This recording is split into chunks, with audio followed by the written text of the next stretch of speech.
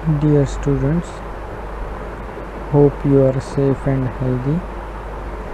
My name is Mudassar Abbas and I am lecturer at Institute of Business Studies, Guwahati University of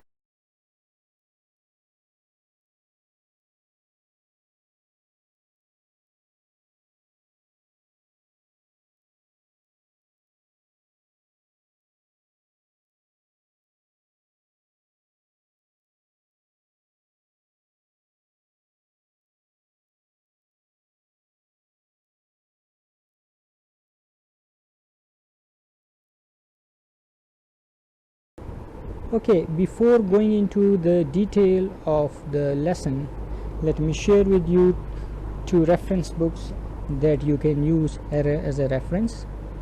These books are easily available in the market and you can also download them from internet for free. The first book is Principles of Management and its application. That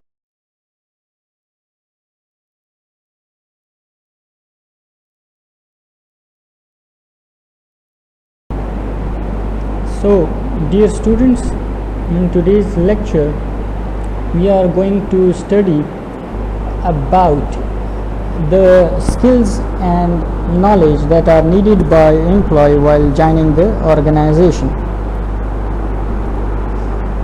The first thing let's discuss is about when the employee just joined the organization, he or she is provided with basic knowledge or understanding of his or her job, and a session is carried out for a day or for a week depending upon the nature of the organization, and it is called as orientation.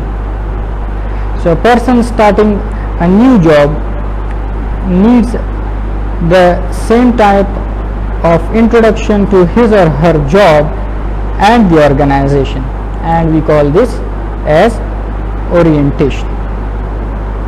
There are basically two types of orientation.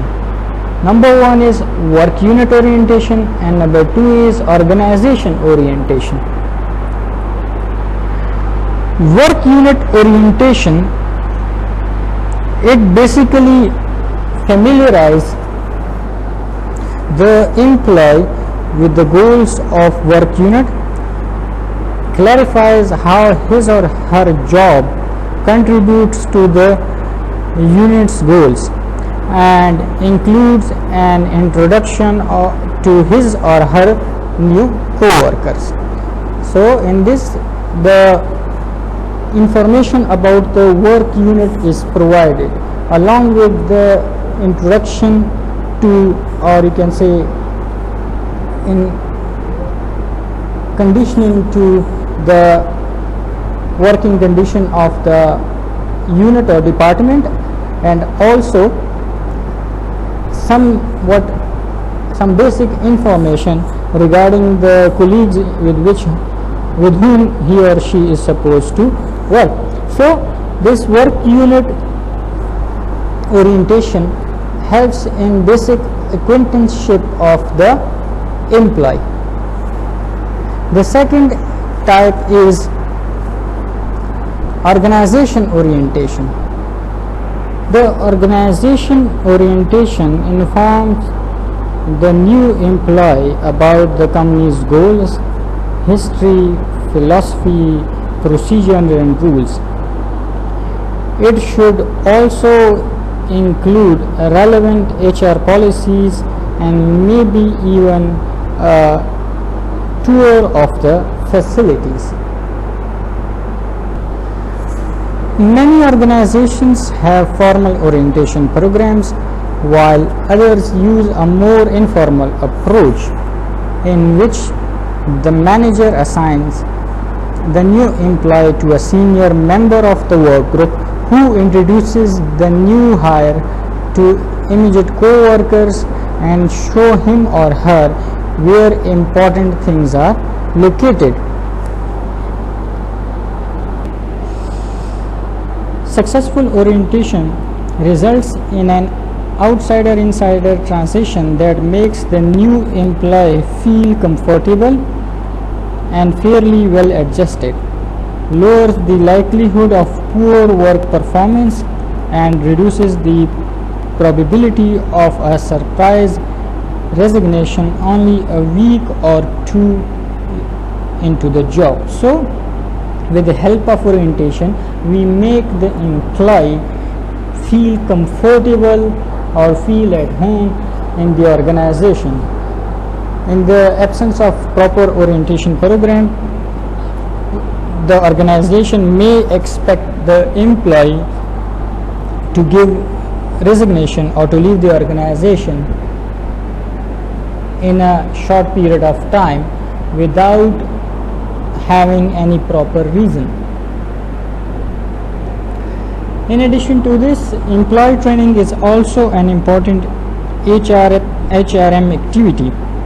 As the job demand changes, employee skills have to change, and it is the responsibility of manager to decide what type of training employees need and when they need it, and what form of training should it take. There are different types of training such as general training and specific training, and similarly there are different training methods such as on-the-job training, job rotation, mentoring and coaching, experimental exercise, classroom lectures, and so on. So as we already said, there are different training methods which are applied by the organization that help in the training process. Broadly, they are divided into two types: traditional training methods, technology based training methods. In traditional training method, it includes on-the-job training. This means giving training or provide training while the employee is on the job, or job rotation. It is also one of the type of training in which the job between the employees is rotated. Mentoring and coaching is also one of the activity in which there is a close contact between the mentor and the employee. Experimental exercises are also one of the method by which we provide trainings to the employees. Workbooks and manuals are provided to the employees so that they can read these workbooks and manuals for better understanding of the working condition, how they should perform the activities.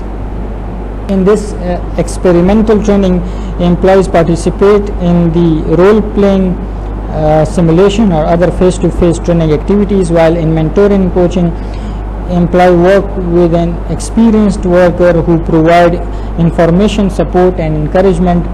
It is also called as apprenticeship.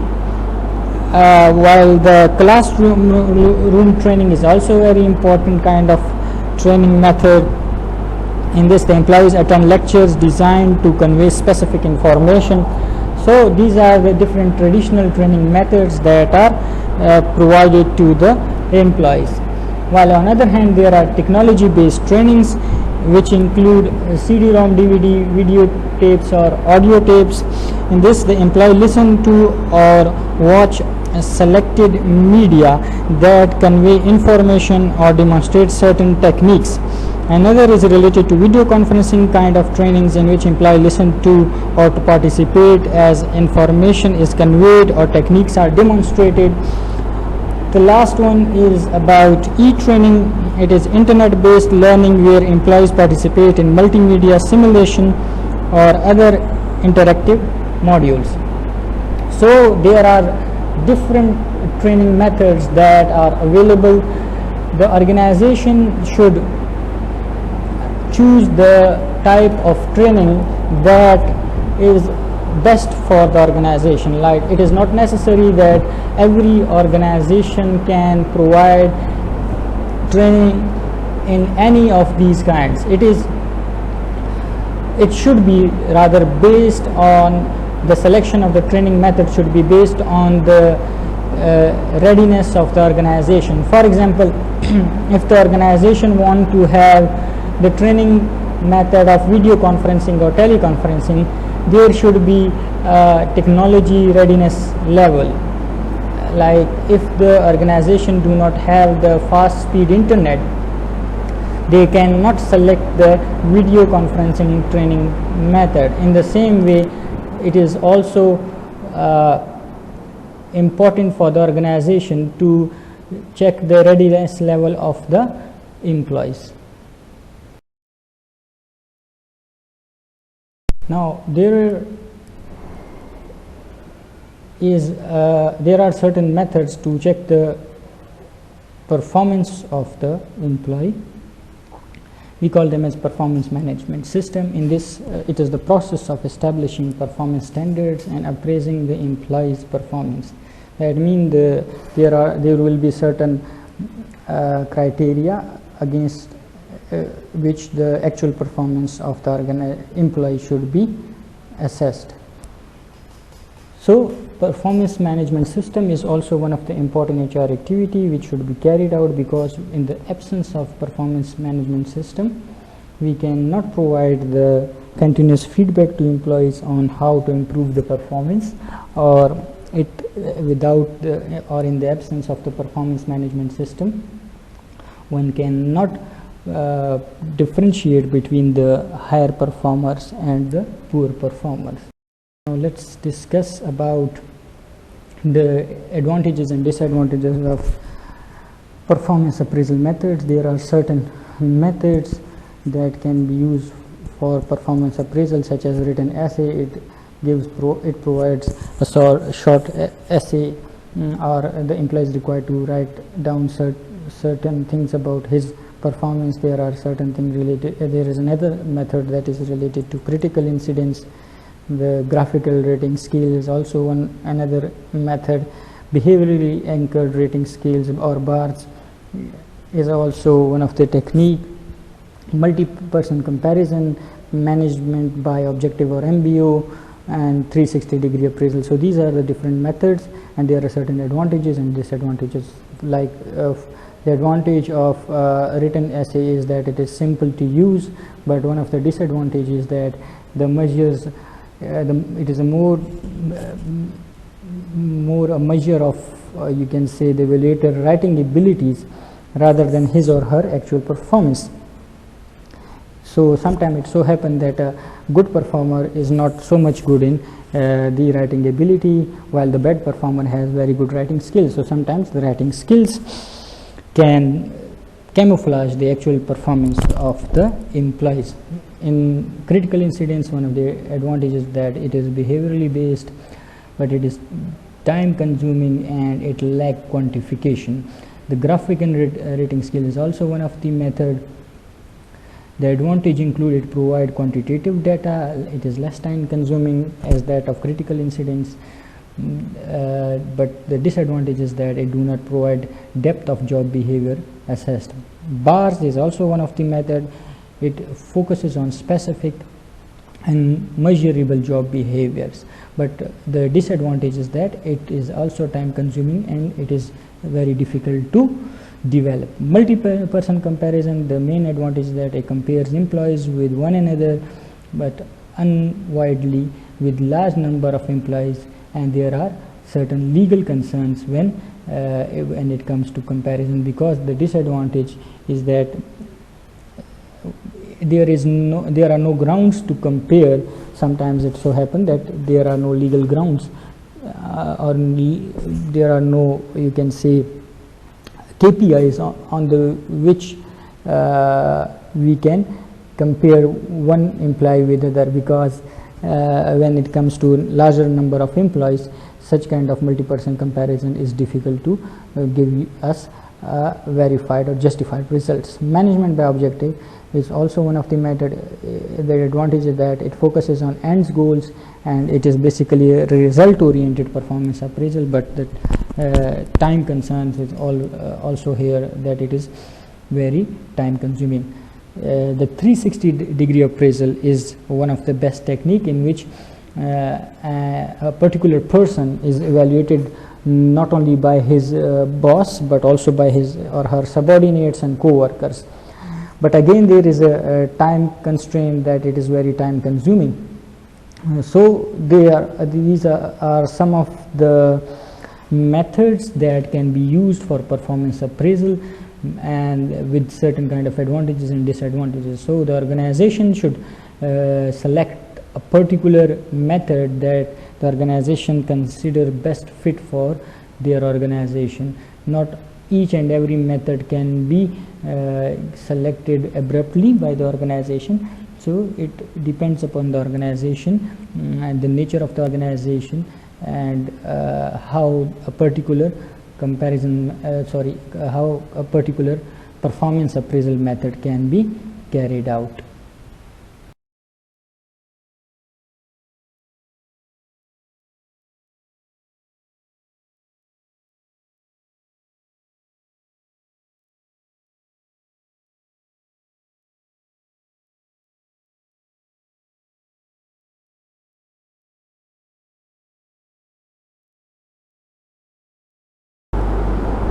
So another topic is related to the compensations and benefits that are provided by the organization. Basically, managers develop compensation system that reflect the changing nature of the work and the workplace in order to keep the employees motivated. Organizational compensation include many different types of rewards and benefits, such as base wage and salaries, wage and salary add-ons, incentives payments, and other benefits and services. Some organizations offer employees some unusual but popular benefits. So the wage and compensation or compensation and benefits are an important aspect of human resource. Designing an attractive compensation plan helps to attract and retain high performers in the employee, and naturally it impacts the strategic performance of the organization. So there are actually now let's discuss something related to the factors that influence the compensation and benefits. As I mentioned earlier, that the organization must select the best compensation or training or best compensation method that can help the organization. So the first thing that should keep in mind is employees tenure and performance. How long has employee been with the company and how he or she has performed? So the employee tenure is also important in deciding about the compensation, because the number of years spent by the employee in the organization decide his or her choice of compensation. The second is kind of job performed. Does the job require high level skills or not? For example, there are two different jobs and one require high skill level while the other do not require high skill level. Both compensation plans should not be the same depending upon the skill level. As I mentioned earlier, the compensation plan should be designed. In addition to this, the kind of industry or business in which the job is being performed. Some industries such as IT and finance, high salaries are given to the employees.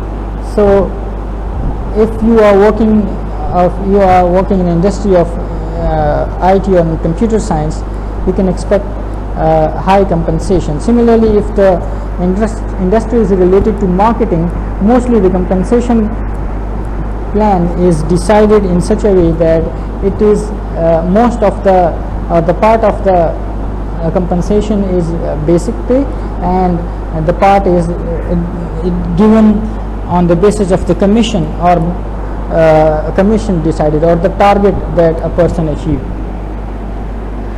Another one is related to unionization. Is the business unionized? Are there any unions and something?